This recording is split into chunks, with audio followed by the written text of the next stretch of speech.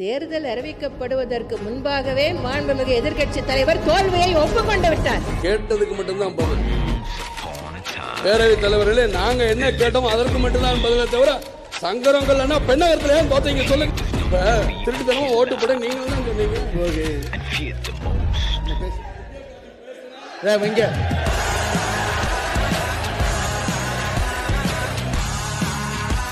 என்ன பிரச்சனை பண்றாங்க தயாராக மம்பட்டிய பேரு சொன்ன புலி உதவும் பாரு, எங்க மம்பட்டிய பேரு சொன்ன புலி உதவும் பாரு.